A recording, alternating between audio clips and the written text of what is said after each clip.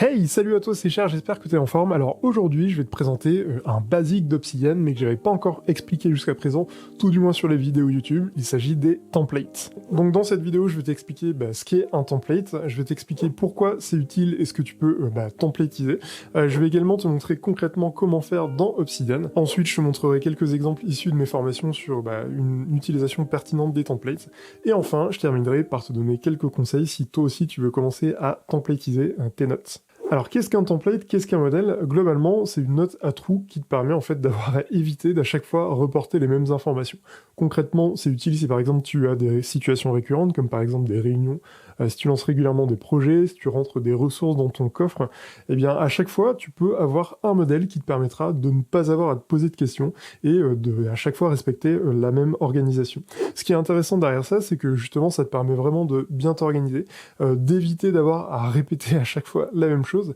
Et aussi, ce que j'aime bien, c'est que ça te force à respecter une certaine rigueur concernant finalement le fait de rentrer tes informations dans ton coffre. Donc pour moi, je vois vraiment plein d'avantages à utiliser les modèles, et ce qui est intéressant, c'est que c'est relativement simple à mettre en place. Franchement, créer un modèle, tu vas voir, ça prend 2 secondes. Après, ce qui est peut-être un peu plus complexe, c'est d'avoir toute une organisation derrière ça, et donc c'est d'avoir une bonne organisation globale, mais tu verras, je te montrerai quelques exemples en fin de vidéo qui sont assez intéressants. Donc concrètement, les templates dans Obsidian, c'est un plugin qui s'appelle Model, donc c'est un plugin qui est déjà intégré à Obsidian, tu n'as pas à le télécharger. Et donc concrètement, pour le configurer, c'est vraiment très simple. En fait, il faut un dossier avec nos modèles, donc ce dossier, il peut être n'importe où dans ton Obsidian, et après, dans ce dossier, il faut venir mettre les différentes notes, exemple, les différents modèles que tu voudras utiliser.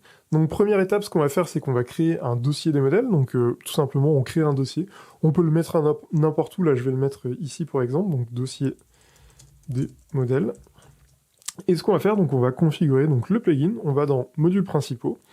Au niveau de modèle, on coche cette petite case, et puis après on va pouvoir configurer directement le plugin.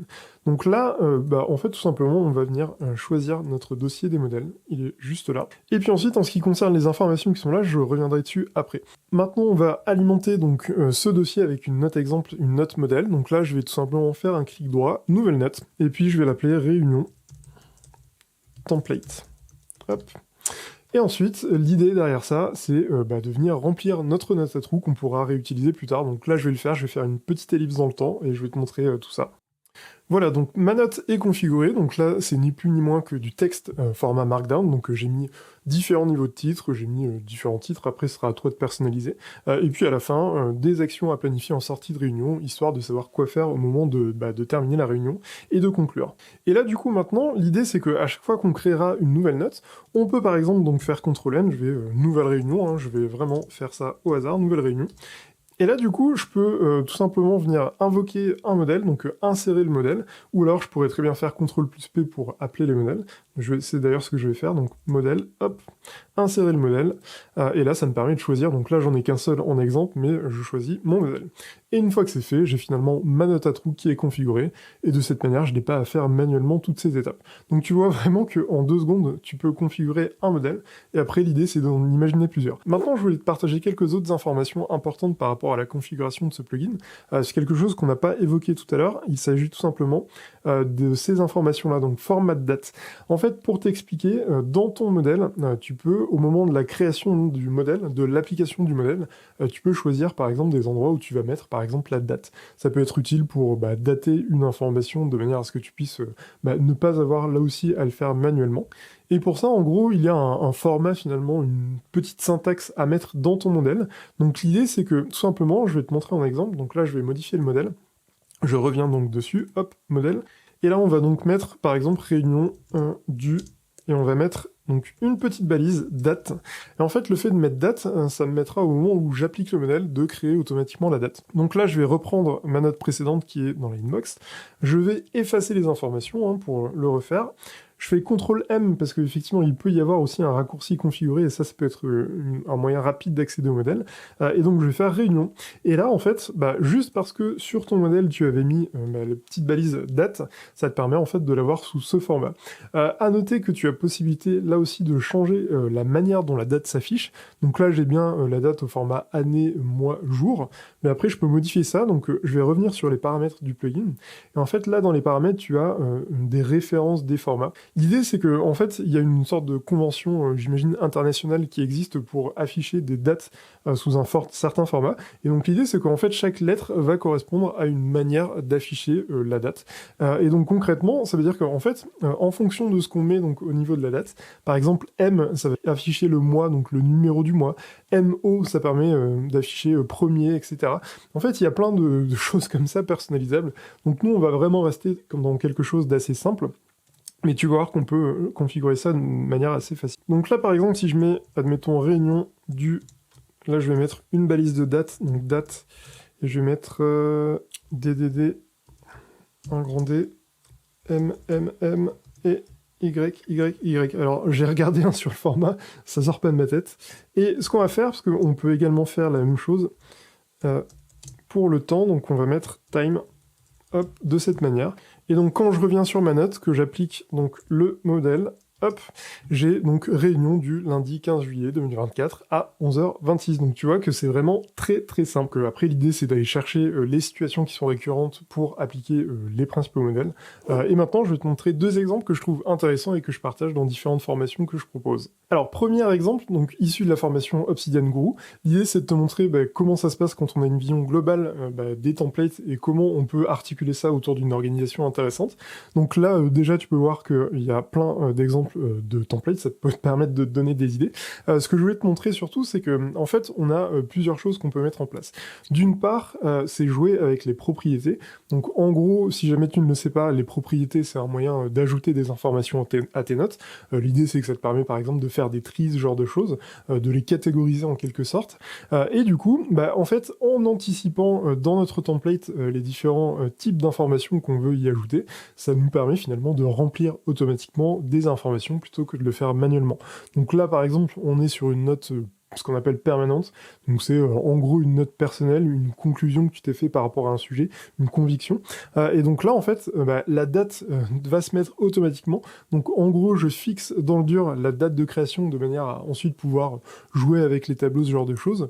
Le type d'information est mis aussi automatiquement, donc en gros ça me permet de catégoriser la note au moment où j'applique le modèle pour éviter finalement à avoir à rentrer manuellement l'information, et après on a des choses qu'on va pouvoir ajouter pour se forcer finalement à respecter une certaine organisation. Donc l'idée derrière ça, c'est de penser à faire un lien finalement vers une autre note. Donc voilà, ce sont des choses que j'évoque dans la formation, mais c'est juste pour te montrer une première approche. Après, ce que je voulais te montrer, c'est qu'on a quelques subtilités aussi par rapport au modèle. En fait, on a des petits emojis qui apparaissent en fonction du type de note. Donc en gros, c'est pas le titre de la note qui est modifié, mais c'est juste en fonction de ce qu'il y a dans la note, eh bien, on a un petit emoji qui apparaît. Et ce qui est intéressant derrière ça, c'est que en fonction du type d'information, donc selon si c'est une ressource, si c'est par exemple une note de réunion, ce genre de choses, on peut vraiment mettre automatiquement un petit emoji de manière à avoir un repère visuel, ce qui permet de rapidement en fait savoir de quoi il s'agit quand on a le titre de la note. Parce que l'inconvénient quand on n'a pas ce genre de repère visuel, c'est que quand on a plein de notes, on ne sait pas forcément donner ou des yeux ou de la tête, et du coup ça peut être difficile parfois d'évoluer dans tout ça. Un autre truc aussi que je voulais te montrer, c'est que là aussi, avec un peu d'imagination, on peut mettre en place des petites automatisations. Donc là, quand j'applique un modèle de note, la note, en fait, une fois que le modèle est appliqué, elle va dans le bon dossier, ce qui permet d'avoir évité de le ranger manuellement. Donc un exemple pour que ce soit bien concret. L'idée, c'est que je vais créer une ressource, et on va dire que c'est une ressource article, par exemple. Donc je crée une nouvelle note, donc nouvelle ressource. J'applique, donc j'insère le modèle, juste là. On va aller chercher donc la ressource article. Donc là, la note était dans la inbox, je sais pas si tu as vu, elle est passée automatiquement dans le bon dossier, juste parce que j'ai appliqué le modèle. Et après, derrière, je peux remplir avec le contenu, créer mes liens, ce genre de choses qui me permet de facilement garder le cap. Donc tu vois que vraiment, en quelques exemples et en ayant un peu d'imagination, tu peux vraiment te faciliter le travail par rapport à la prise de notes, la gestion de tes informations et leur rangement. Voilà donc pour cet exemple issu de ma formation Obsidian Guru. Si jamais elle t'intéresse, je te mettrai le lien et je continue avec la suite de la vidéo. Ensuite, second exemple issu de ma formation Obsidian Group. Donc là, l'idée c'est que c'est un truc un peu technique à mettre en place, mais je voulais quand même te montrer jusqu'où tu peux aller de manière à peut-être faire naître des idées en toi. Donc pour remettre un peu de contexte, on est sur l'application Readwise Reader. Donc Readwise Reader, c'est globalement une application qui te permet en fait de lire des articles par exemple de blog sur ton téléphone, ton PC ou ta tablette, surligner des passages, te mettre des petits commentaires, et ensuite retrouver ça dans Obsidian. L'idée c'est que en fait quand tu utilises ce plugin, donc en gros dans la configuration de base, tu déverses en fait tous tes nouveaux articles surlignés dans un dossier, et puis après c'est un peu perdu pour la gloire. En tout cas, ça nécessite beaucoup d'efforts en fait pour aller chercher les informations et les retrouver. Et bien là, quand on a bien réfléchi à l'organisation globale et qu'on a mis en place le bon template, donc qui s'applique automatiquement dans les paramètres du plugin, et bien en fait, plutôt que d'aller chercher les informations, et bien tous mes nouveaux articles surlignés, je les retrouve dans une liste mise en place automatiquement. Donc ça se configure avec le plugin qui s'appelle DataView, et plutôt que de à chaque fois me poser la question de quelles sont les dernières notes que j'ai surlignées, et bien elles sont présentées automatiquement sous mes yeux, et finalement si je veux créer des liens, me mettre des commentaires spécifiques, l'archiver, et bien je peux en fait automatiquement accéder à cette liste, je n'ai pas à faire d'efforts pour aller la chercher. Et ça, finalement, ce sont des petits détails, mais un petit détail plus un petit détail, ça te permet vraiment d'avoir une bonne organisation et de moins te prendre la tête. Donc là, je t'ai montré un exemple avec un article de blog, mais avec cette application et en ayant configuré les bons templates, tu peux aussi bien le faire sur des podcasts, des bouquins, tout ce genre de choses. Voilà concernant ces deux exemples, donc ça me paraissait intéressant de te montrer une méthode un peu plus simple peut-être d'utiliser les templates et une un peu plus poussée si on pousse encore l'imagination. Et maintenant, je vais terminer par donner 4 conseils intéressants si tu veux utiliser les templates. Donc premier conseil, un conseil très simple, mais néanmoins il faut le dire, c'est de réfléchir aux différentes situations récurrentes. Donc c'est important, je pense, si jamais tu veux vraiment faire de la prise de notes une arme au quotidien, de réfléchir aux différentes situations qui se présentent devant toi. Donc soit tu prends des notes par exemple pour le plaisir, et dans ce cas-là, quelles sont les différentes situations que tu veux templétiser, donc sur lesquelles tu as l'impression de faire des choses récurrentes, soit sinon par exemple ça peut être dans le cadre du travail, quelles sont les situations récurrentes sur lesquelles tu as l'impression de répéter plusieurs fois les mêmes actions. Ça te permettra finalement de te guider pour savoir quels sont peut-être les premiers templates à mettre en place. Second conseil, faire des essais et sauvegarder les différentes versions. En fait, l'idée c'est que forcément tu vas passer par différentes étapes et tu auras besoin de faire des tests, et c'est complètement normal. Après, moi ce que je te conseille, c'est pas non plus d'en faire trop souvent. Donc essayer une organisation, la tester pour un certain temps et après voir si tu dois la modifier ou pas. Donc tu peux par exemple regarder tous les mois quels sont les modèles qui sont efficaces ou non et ce que tu pourrais modifier, ou alors adapter au fil de l'eau. Là c'est en fonction de ce que tu souhaites faire. Et après moi ce que je te conseille, c'est vraiment de conserver les différentes versions, parce que parfois tu vas faire des choses, tu vas les mettre en place et tu te rendras compte que c'était pas si efficace que ça, donc tu auras besoin de facilement revenir en arrière. Et donc si tu crées un dossier avec quelque part tes archives de templates, ça te permettra de facilement pouvoir switcher d'une ou l'autre des versions. Troisième conseil, c'est d'essayer d'avoir une organisation, une approche globale. L'idée, c'est vraiment de réfléchir à comment tu peux imbriquer les différentes choses de manière à ce que tu puisses vraiment faire ça de manière pertinente. Et on l'a vu ensemble avec les deux exemples, donc tu peux vraiment penser de manière globale ton coffre, et puis tu peux aussi réfléchir aux différentes imbrications qu'il peut y avoir avec d'autres plugins qui peuvent te faciliter la tâche. Alors quatrième et dernier conseil, ça peut paraître un peu contradictoire dit comme ça, mais c'est de ne pas tout templétiser. Concrètement, pour t'expliquer un petit peu mon parcours, donc ma réflexion par rapport à la prise de notes, au tout début, en fait, je ne templétisais rien. Donc en gros, à chaque fois, je crée une nouvelle note et en fonction de chaque situation, je reportais les informations. Le truc avec ça, c'est que clairement, c'était vite le bazar et je me suis vite rendu compte qu'il fallait au moins que j'ai quelques grands principes de manière à respecter une certaine organisation.